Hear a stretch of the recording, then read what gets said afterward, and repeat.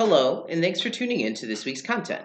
My name is Sam Lovejoy, and along with my partner and classmate Kyle Thane, we're going to be sharing with you some of the highlights of this week's reading and teaching you a bit about the idea of teaching writing.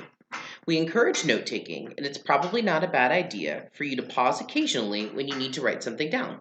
So, with all that said, let's learn about teaching writing. Before we get too far, we wanted to first share some statistics about kids in poverty that come from this week's Appleby and Langer reading. This will hopefully help to inform your understanding of the importance of teaching writings to all students, regardless of their economic status. The first is that children under 18 represent 24% of the 36% national poverty statistic.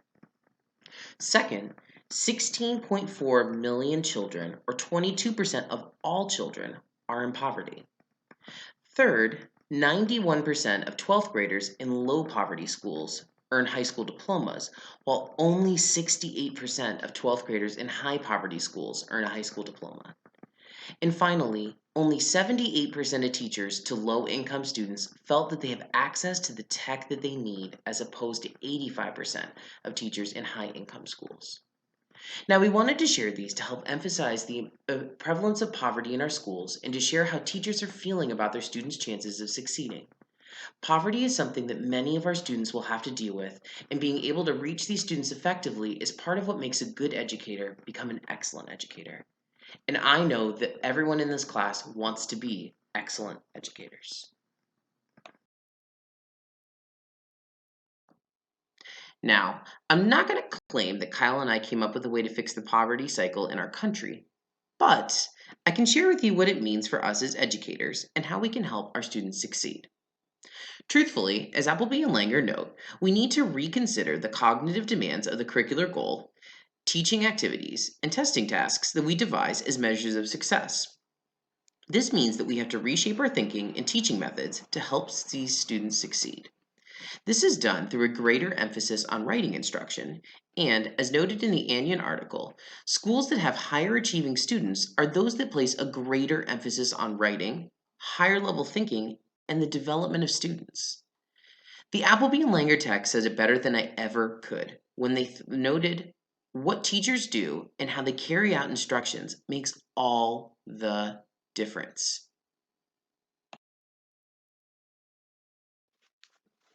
Schools that are struggling are those that have been shown to not place as high of an emphasis on writing and have teachers who are less engaged. As you read this week, schools that have the lower test scores are schools that focus more on testing strategies like multiple choice and short answer, as opposed to writing and critical thinking skills that it helps to develop.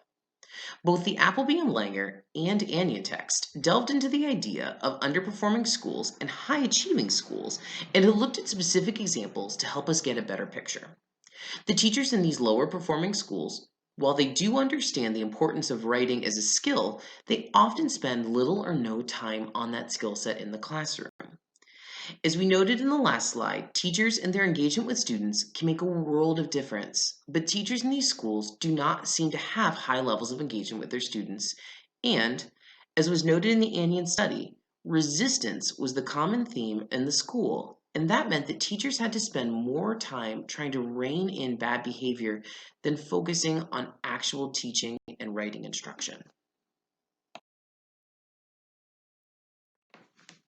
So, if we know what is, or rather is not, happening in schools that are struggling, then what is happening in schools that are excelling?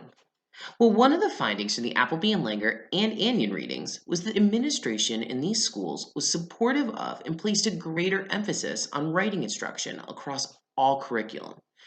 This meant that even gym teachers had to incorporate writing into their curriculum. Not only was writing emphasized across the school, but students in these schools were encouraged to explore new concepts and learning while being able to share their knowledge through writing. This emphasis on writing instruction has led to a significant increase in test scores as well as overall student achievement. Assignments in the school were geared towards expanding the thought processes and delving deeper into the why behind things, as opposed to simply regurgitating or repeating information that had already been shared with them. While there may be a difference sometimes in the poverty status between two schools, the truth is that the type, passion, and emphasis on writing instruction shouldn't change from school to school. More than anything, the difference between the schools and the readings that perform well and those that don't was the overall attitude within the school. As Anya noted and we referenced earlier, the prevailing theme of resistance was in the struggling schools. And this is in stark contrast to the themes of possibility and excellence that were exhibited and understood in the higher performing schools. It's this type of feeling, engagement, and emphasis on writing instruction which works that actually leads to better results for schools. So, what can we learn from all of this so far? Well, this shouldn't come as a surprise given the course that we're in and the theme of this week's content, but teaching writing is important. We can clearly see that when there is an emphasis on writing instruction throughout the school, that there are clear and tangible results for students. Part of our job as educators is to prepare our students for their next steps in life, whatever those might be. And writing instruction is a key part in that because it helps to shape their cognitive skills so they can succeed at the next level. All right, now I'm going to turn it over to Kyle.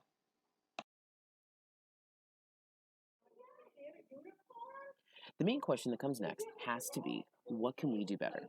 As teachers, the burden is on us. Appleby and Langer remind us that we have to give our students clear rubrics with our writing assignments. Otherwise, how are they supposed to understand the expectations? Additionally, we need to reach out to our school's administrators and demand the writing be a school-wide initiative.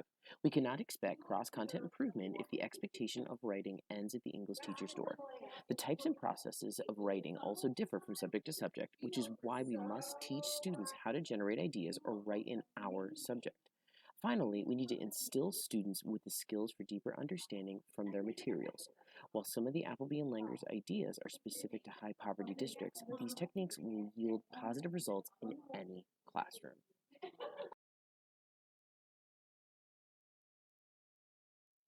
Next, let's discuss some strategies that Daniels, Zimmerman, and Stinky laid out. With our written conversation, we would have our students write either shorter in class notes or longer take home letters to each other. These would have students write about a common topic, a book, movie, or recently introduced themes and ideas. This format gives students a chance to think about material more thoughtfully than a discussion and allows students to answer each other's questions. The Write Around features students working in groups of 3 to 5, writing notes to each other on complex subjects. Each student starts with a letter and adds to any paper which is sent to them so that a larger discussion can be created on a tough topic.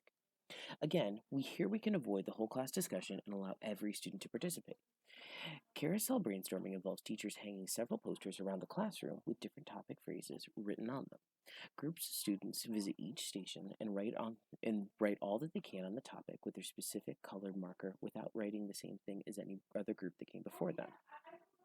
Afterwards, groups can present their home poster and take a gallery walk, or even take their home poster and research topic further, creating a new, better informed poster.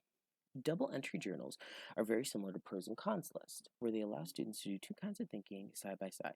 This format is extremely versatile and can have students writing things like terms, thoughts, explanations, or drawings side by side with one another to help with holistic understanding. Nonstop Write is a 3 to 5 minute activity where students can respond to a prompt while focusing on ideas instead of grammar or spelling. Although this method can be tough for some students, if we can ease them into the full duration nonstop write, we can help to spew a large amount of information in a condensed period. Reflective write is a very familiar concept where students, reflect on their past work as well as their success and difficulties. The great thing about this technique is that it can help educators see what is coming easy and what is tricky, and while also allowing students to see areas of strength and improvement. KWL stands for what you do know, what you want to know, and what have you learned. This method can be both a pretest or introduction and a reflection and review on the information covered. Students can usually complete this as a whole class project, pooling their mental resources together. And finally, there's teacher to student correspondence. Here, you enter into a written dialogue with your students, an area that Daniels et al. Claims may be the most neglected and potentially powerful teaching and classroom management strategy of all. This can be a periodic activity with general topics that you want to be addressed, but can also be flexible. You can write back to every student, or just write a class letter with every student mentioned and some key points addressed. This can allow for an intimate conversation that otherwise might never have happened. Each one of these writings has value and can help create a better student population.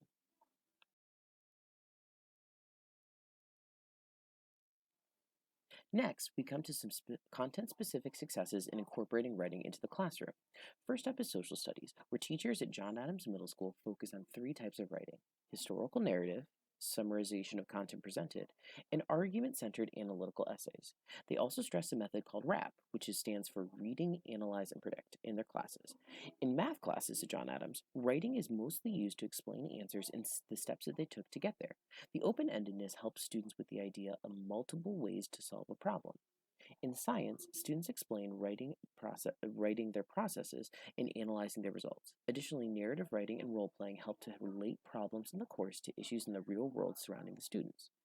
Finally, we come to the subject area most often associated with writing, and that's English. These teachers have their students engaged in multiple genres, including some that line up with the district writing assessments, with the goal of having them interact with the nuance of the material like language and style. The authors also point out that John Adams' grouping of social and studies and English under the humanities umbrella helped to integrate writing genres and literature into the social studies classrooms. So, what have we learned?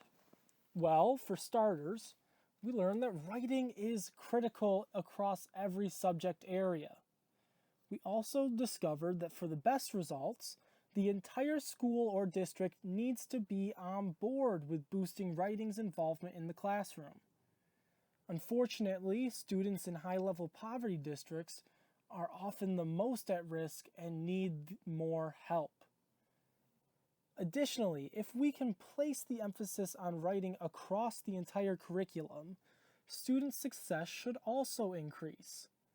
And finally, if we can show how much we care, maybe even through some writing, wink wink nudge nudge, students will respond positively.